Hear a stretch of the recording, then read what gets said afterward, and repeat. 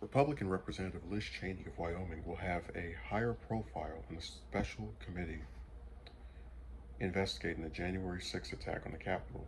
Chairman Benny Thompson on Thursday elevated her as vice chairman of the Select Committee, a move designed to blunt criticism from former President Trump and his Republican loyalists on Capitol Hill that the panel's probe is purely partisan exercise.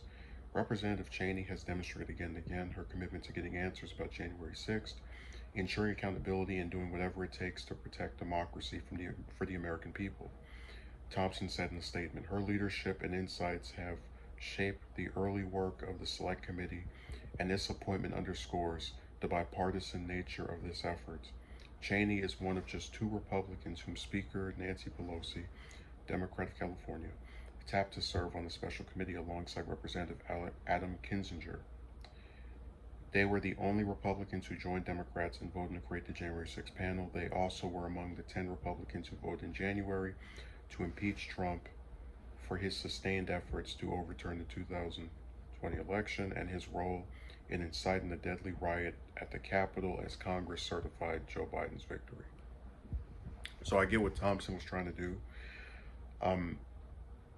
But the problem is that you have a lot of people, and that's not just Trump, it's also some of his supporters, other politicians, who, in spite of the fact that Liz voted with Trump's record overwhelmingly, because she came out and opposed him on this one thing, now believe that she is trying to be a Democrat or is taking the side of liberals, which is the most insane thing if you have any actual understanding of these people's voting records.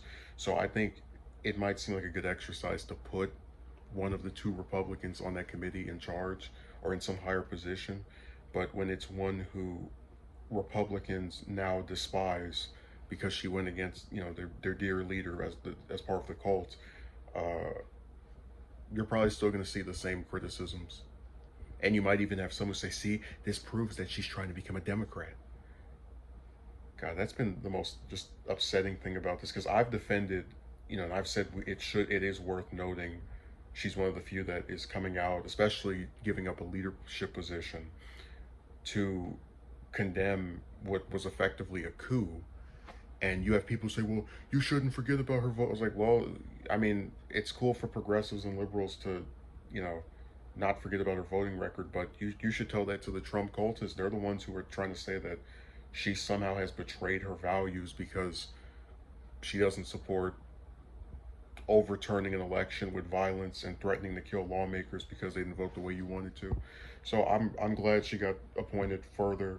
And I do hope they find out everything they can about what caused that. That was a major, that's probably the biggest historical event this year outside of the withdrawal from Afghanistan.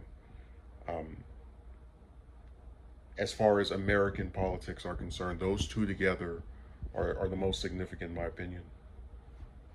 Because a lot of the COVID stuff is really like just continuing off of last year, but the two things that have happened this year so far that have been monumental were withdrawal from Afghanistan and the coup attempt. And Cheney is right on one, which is getting answers in the coup attempt, and wrong in the other, which is she didn't support, getting out. So this is not a place that tries to, deify politicians because they did one thing we like, but it's important to note that, she's getting a lot of pushback from her own party and possibly, going to lose her House seat just for telling the truth about something very obvious, which is that they tried to overturn the election with force.